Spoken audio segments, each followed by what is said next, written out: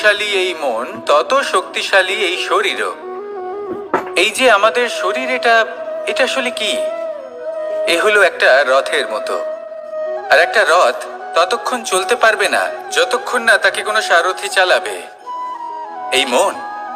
এই মন হলো শরীরের সারথি। এবার ভাবুন, যদি এই সারথি শক্তিহীন হয়, দুর্বল হয়, তাহলে এই রথের কি হবে? এটা উচিত পথে চলতে পারবে না, উচিত গতিতে চলতে পারবে না, মন মতো স্থানে এটা পৌঁছতেও পারবে না।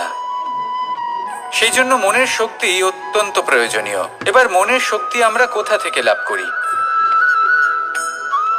দৃঢ়তার শক্তি থেকে। এবার এই শক্তি আমরা কিভাবে বাড়াতে পারি? আমরা প্রতিদিন কিছু নতুন স্থির করি, কিছু ছোট কিছু বড়। আর যেই আমরা নতুন কিছু পূর্ণ করি, আমাদের মনের শক্তি বেড়ে যায়। আর যদি পূর্ণ না করতে পারি, মনের শক্তি কমে যায়। একটা দেওয়ালের মতো ছোট ছোট ছোট ছোট শিলা আমরা একটার পর একটা স্থাপন করে একটা দেওয়াল তৈরি করি। এতগুলো পাথর যখন একত্রিত হয়ে যায়, তখন এমন এক দেওয়াল তৈরি হয় যাকে ভাঙা প্রায় অসম্ভব হয়ে দাঁড়ায়। সেরকমই হয় মন এবং দৃঢ়তা। ছোট ছোট কাজ করে নিজের লক্ষ্য পূর্ণ করুন। এই লক্ষ্য যদি পূর্ণ হয়, তবে মনের শক্তি বাড়বে। কিছুটা এইভাবে যে যত বড়ই বিপদ আসুক না কেন, সেই বিপদ নিজে হার মেনে নেবে, কিন্তু আপনার মন ততটাই শক্তিশালী থাকবে। তাই মনের শক্তি বাড়াতে থাকুন, যাতে আপনি উচিত পথে চলতে পারেন, উচিত গতিতে চলেন আর মনোবাঞ্ছিত স্থানে পৌঁছতে পারেন। তবেই এই মন প্রসন্ন হয়ে বলবে, রাধা রাধা। বৃক্ষকে দেখুন, অত্যন্ত শক্তিশালী বৃক্ষ। এটা সবারই প্রিয়। তা সে ছোট হোক বা বড়, বৃদ্ধ হোক বা জোয়ান, সবাই ভালোবাসে এই বৃক্ষকে। আর সত্যি বলতে, এই বৃক্ষ সবাইকে সেবা করে, সবাইকে ফল দান করে, সবাইকে ছায়া প্রদান করে। দূর থেকে দেখে মনে হয় এর কোনো পরিচর্যার প্রয়োজনই নেই। কিন্তু একজন কুশল মালী এইভাবে ভাবেন না। তিনি সময় অন্তরে খুব খুঁটিয়ে এই গাছ নিরীক্ষণ করেন, দেখতে থাকেন। যদি কোনো এমন শাখা থাকে যা রোগগ্রস্ত, তাহলে সেটা কেটে আলাদা করে দেন। যদি এমন কোনো শাখা থাকে যা মৃত, তাহলে সেটা আলাদা করে দেন। আর এইভাবে উপযুক্ত দেখাশোনা করার কারণেই এই বৃক্ষ এইভাবে সুস্থ হয়ে থাকে, সতেজ হয়ে থাকে, সবার সেবা করতে থাকে। আপনাকেও নিজের সাথে সেটাই করতে হবে। নিজের জন্য আপনাকে একজন কুশল মালী হয়ে উঠতে হবে। রক্ষা করতে হবে নিজের শরীরের, নিজের মনের। আপনার শরীর যদি রোগগ্রস্ত হয়ে পড়ে, তাহলে ওষুধ গ্রহণ করতে হবে। যদি এই মন কোনো এক কারণে বিচলিত হয়ে পড়ে, তাহলে তার থেকে নিজেকে মুক্ত করতে হবে। আপনি যদি নিজের যত্ন নেন, তবেই এই বৃক্ষের মতো হতে পারবেন। সেই বৃক্ষ যে সবারই প্রিয়, সবাইকেই সেবা করে।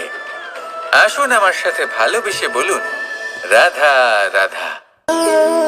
ভোজনের দ্বারাই শরীর পুষ্টি লাভ করে।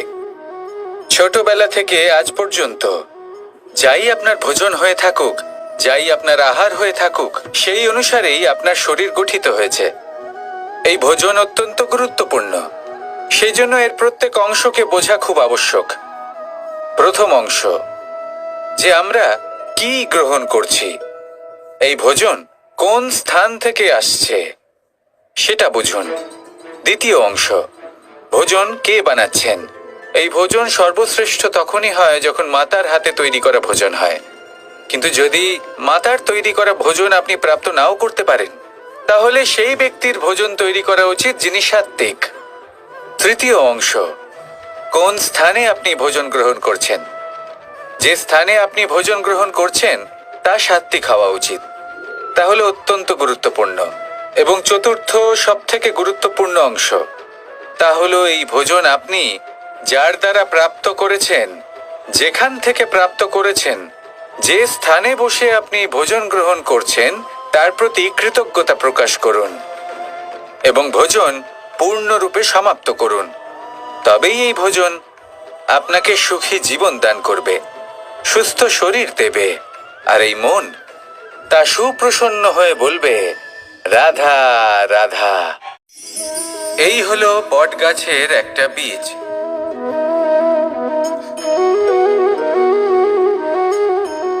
চলুন এটা রোপণ করা যাক, একটু জল দেওয়া যাক। এবার এখানে একটা বিশাল বটবৃক্ষ উৎপন্ন হবে, কিন্তু কিভাবে? এতে কে সাহায্য করবে? এটা সম্ভব কে করে দেখাবে? প্রকৃতি। আগে হ্যাঁ, এই সংসারে যা কিছু উৎপন্ন হয়, যা কিছু নষ্ট হয়, তার জন্য প্রকৃতি দায়ী হন। এই প্রকৃতির কারণেই তো রৌদ্র আসে, প্রকৃতির কারণেই বৃষ্টি হয়, জল পাওয়া যায়। তার কারণেই এই বটের বীজ তা এক বিশাল বটবৃক্ষে পরিণত হবে। কিন্তু একজন মানুষকে দেখুন, মানুষ বলবে এই বৃক্ষে আমার অধিকার রয়েছে। কেন? কারণ আমি এই বীজ বপন করেছি। এবার সমস্ত কাজ প্রকৃতি করবে আর সমস্ত শ্রেয় মানুষ নিয়ে যাবে। এটা কি উচিত? কখনোই নয়। এবারের উত্তর প্রকৃতিতেই লুকোনো আছে। কখনো কোনো পাখিও এই বীজ রোপণ করে, সেখানে বৃক্ষ উৎপন্ন হয়, তাতে ফল আসে, সেই পাখি সেই ফল খায়, কিন্তু সেখানকার বাকি পাখি এবং প্রাণীদের সেই ফল খেতে বারণ করে না। সেই বৃক্ষের উপর নিজের অধিকার প্রমাণ করতে চেষ্টা করে না, সবার মধ্যে ভাগ করে দেয়। আর এটাই আমাদেরও করা উচিত। যা প্রকৃতি থেকে আসছে তা আবার প্রকৃতিতেই ফিরে যেতে দিন। এটা অত্যন্ত প্রয়োজনীয়। পাখিদের মতো হতে চেষ্টা করুন, তবেই আপনার এই মন আকাশে উড়তে থাকবে আর সুপ্রসন্ন হয়ে বলবে, রাধা রাধা। কোকিলের ডাক শুনে আমার মন প্রফুল্ল হয়ে ওঠে। কোকিল হলো আমার অত্যন্ত প্রিয়। এরকমই আরো একটা পাখি আছে, কাক। একদিকে কাক, অন্যদিকে কোকিল। এদের মধ্যে বেশি পার্থক্য নেই, কিন্তু কোকিলের কণ্ঠ শুনে সবার মন প্রফুল্ল হয়ে ওঠে। কোকিল যখন সামনে আসে তখন মন শান্ত হয়ে যায়। যখন কাক সামনে আসে তখন মানুষ দূরে পালিয়ে যায়। এমন কেন হয়? কারণ হলো বাণী। কোকিলের বাণী অত্যন্ত মিষ্টি, অত্যন্ত মধুর। সেখানেই কাকের বাণী অত্যন্ত কর্কশ শোনায়, আর কর্কশ বাণী শোনা কেউ পছন্দ করেন না। আপনি নিজেকে জিজ্ঞেস করুন, কোনো ব্যক্তি আপনার সাথে কথা বললে তার বাণী মধুর হলে আপনার ভালো লাগে, আর যদি কর্কশ হয় তার থেকে দূরে চলে যেতে ইচ্ছে করে। তাই নিজের বাণীও এইভাবেই মধুর রাখুন, মিষ্টি রাখুন। এ আমারও খুব প্রিয়। আর এটা তখন হয় যখন মনে প্রেম থাকে। মনের মধ্যে প্রেম জাগ্রত করুন, বাণী নিজে থেকেই মধুর হয়ে যাবে। আর কৃষ্ণ নিজে থেকে আপনার কাছে আসবে আর আপনার সাথে বলবে, কি রাধা রাধা। এটা হলো ধান গাছ। এর থেকে যে চাল উৎপন্ন হয় তা মানুষ গ্রহণ করে। আর এটা কি? এ হলো জংলি ঘাস। একবার ভেবে দেখুন, যদি এই জংলি ঘাস ধান গাছের আশেপাশে থাকে তাহলে কি হবে? ধান উৎপন্ন হতে পারবে? তা উৎকৃষ্ট হতে পারবে? আমরা কি তা গ্রহণ করতে পারবো? কখনোই নয়। এই জংলি ঘাস ধানকে নষ্ট করে দেবে, কিন্তু নিজে জীবিত থাকবে। এটাই হলো আজকের শিক্ষা। এই সংসারে যদি আপনি নীতির পথে চলতে চান, উচিত কর্ম করতে চান, সংসারকে সেবা করতে চান, তাহলে জংলি ঘাসের মতো ব্যক্তিদের থেকে সবসময় দূরে থাকতে হবে। সেই ব্যক্তি যারা দুর্নীতি এবং মিথ্যা দ্বারা পরিপূর্ণ, যাদের ব্যবহার অশুভ, যাদের অনেক অশুভ গুণ রয়েছে, তারা সঠিক নয়। সেই সকল ব্যক্তি যাদের চরিত্র অত্যন্ত দুষ্ট হয়, তারা হয় শুভ চরিত্রের ব্যক্তিকে একদম নষ্ট করে দেয়, নয় নিজের মতো বানিয়ে তোলে। তাই যদি আপনি নীতির পথে চলতে চান, এই সংসারের জন্য শুভ কর্ম করতে চান, তাহলে সেই সঙ্গ লাভ করুন যে সঙ্গ জ্ঞানে পরিপূর্ণ, যাদের মধ্যে অনেক গুণ আছে, যাদের থেকে প্রতিদিন কিছু শিখতে পারবেন। এমন ব্যক্তির সাথে জীবন অতিবাহিত করুন। দুরাচারীদের থেকে দূরে থাকুন। তবেই এই মন প্রসন্ন হয়ে বলবে, রাধা রাধা। আমাদের গৃহে অনেক কক্ষ রয়েছে, কিন্তু এমন কি আছে যে একটাই থাকে? আমাদের গৃহের দ্বার। এমন কেন হয়? অনেক দ্বার তো থাকতেই পারে, ভেবে দেখুন, একটা বিশাল ভবন রয়েছে, তার চতুর্দিকে অনেক দ্বার আছে। ভালোই হবে, যাতায়াত করতে সুবিধা হবে, কিন্তু এমন আমরা কেন করি না? এবার আপনি বলবেন যে এটার উত্তর তো সহজ, যতগুলো দ্বার থাকবে ততজন দ্বারপালও থাকবে। কে কখন কোথা থেকে আসবে, কোথায় চলে যাবে সেদিকে খেয়াল থাকবে না, চুরির সম্ভাবনাও বেড়ে যাবে। যাক, এই বিষয় অন্তত আপনি বোঝেন। সেই জন্য আপনার গৃহে একটাই দ্বার রয়েছে, কিন্তু আপনার মনের বিষয় কি জানেন? আপনার মনেও কি কোনো দ্বার আছে? নেই। তার মানে যে কোনো ব্যক্তি যেখান থেকে খুশি আসতে পারে, আর আপনার মনে যা খুশি প্রবেশ করিয়ে চলে যেতে পারে। কোনো বাধার সম্মুখীন না হয়ে কোনো ব্যক্তি আপনার মনে যা কিছু প্রবেশ করিয়ে চলে যাবে, তা সে আমাদের পক্ষে শুভ হোক, অশুভ হোক, বা যতই ঘাতক হোক না কেন। সেই ভাবনা হতে পারে বাসনাময়, ক্রোধে পরিপূর্ণ, মতভেদে পরিপূর্ণ, বিদ্বেষ বা অহংকারে পরিপূর্ণ, বা কোনো ব্যর্থ ভাবনা হতে পারে। বিশ্বের যে কোনো ভাবনা মনে এসে বসবাস করতে পারে। এবার মনে যা ভাবনা থাকবে, মন সেটাই অনুভব করবে। নেতিবাচক ভাবনা যদি মনে ঘর করে, মন সুখ অনুভব কি করে করবে? সেই জন্য আবশ্যক হলো মনের মাঝে ইতিবাচক সত্তার দ্বার গড়ে তোলা। অর্থাৎ কোনো ভাবনা যদি আসে এবং ইতিবাচক হয়, তাহলে তাকে মনে প্রবেশ করতে দিন। যদি তা আপনাকে আর্থিক, সামাজিক, পারিবারিক, আধ্যাত্মিক লাভ দেয়, তাহলে তাকে প্রবেশ করতে দিন। যদি না দেয়, যদি তা নেতিবাচক ভাবনা হয়, তাকে দ্বার থেকেই আবার ফিরিয়ে দিন। যত শুভ চিন্তায় থাকবে এই মন, ততই শুভ হবে আপনার জীবন। আর এই মন সুপ্রসন্ন হয়ে বলবে, রাধা রাধা। বাহ, পুষ্পের সুবাস আমার খুব ভালো লাগে, অত্যন্ত সুন্দর হয় এই পুষ্প। এইভাবে চারিদিকে পুষ্প দেখে মন আনন্দিত হয়ে ওঠে। এবার আপনারা ভেবে দেখুন, আমার চারিদিকে পুষ্প নয়, আগুন আছে। তাহলে কি হবে? আমার শরীর কি জ্বলে যাবে না? অবশ্যই জ্বলবে। শরীরকে কি আগুনের তাপ সহ্য করতে হবে না? অবশ্যই সহ্য করতে হবে। এটাই হলো প্রকৃতির নিয়ম।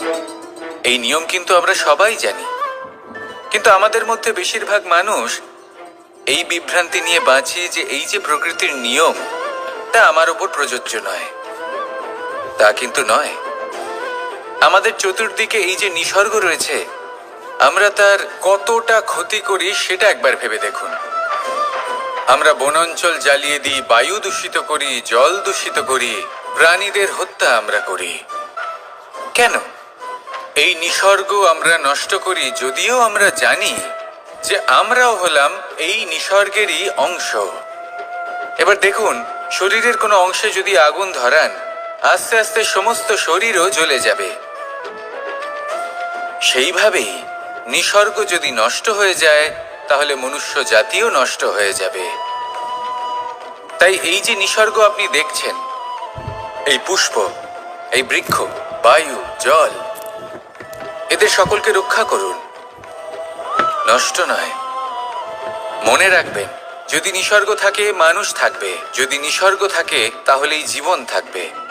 আসুন আমার সাথে ভালোবেসে বলুন, রাধা রাধা। আজ আমরা দুই ধরনের ব্যক্তির বিষয়ে কথা বলবো।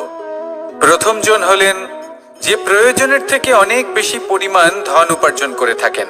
তার কাছে ততটা ধন থাকে যতটা তার প্রয়োজনও নেই, তারপরেও আরো ধন উপার্জন করতে চেষ্টা করতে থাকেন। সকল সম্ভব চেষ্টা করেন, সকল সম্ভব কর্ম করেন, তা সে উচিত কর্ম হোক বা অনুচিত, তাতে তাদের কিছুই যায় আসে না। তারা শুধুই এই সংসারের সকল সুখ ভোগ করতে চান, সকল স্বাচ্ছন্দ্য লাভ করতে চান। আজীবন তারা প্রচেষ্টাই করতে থাকেন। এবার এই করতে গিয়ে তারা ভারাক্রান্ত হয়ে সমস্যার সম্মুখীন হন। এনাদের সমগ্র জীবন এই চেষ্টাতেই চলে যায়, জীবন যাপন করার বদলে। অন্যদিকে আরেকজন ব্যক্তি, যিনি জানেন তার প্রয়োজন কতটুকু, আর শুধুমাত্র সেই পরিমাণ ধন অর্জন করেন, তার থেকে বেশি একটুও নয়। উনি যদি দুবেলা খেতে পান, মাথা গোজার ঠাঁই পেয়ে যান, সেটাই পর্যাপ্ত।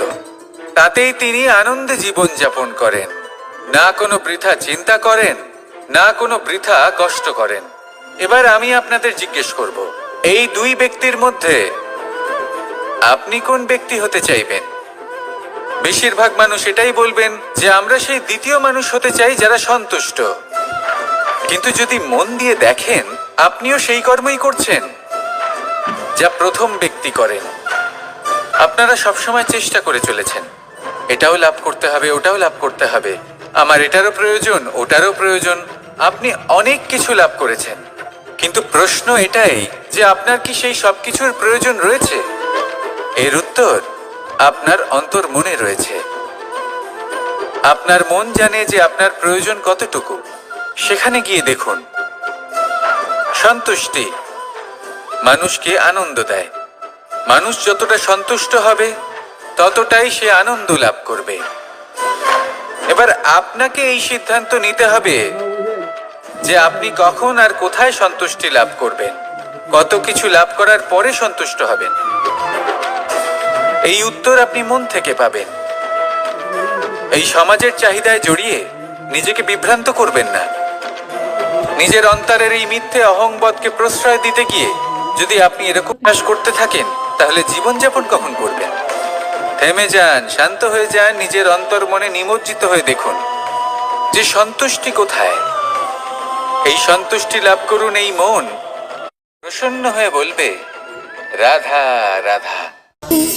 আমরা কর্ম করি, আর সেই কর্ম অনুসারে আমাদের তার ফল প্রাপ্ত হয়।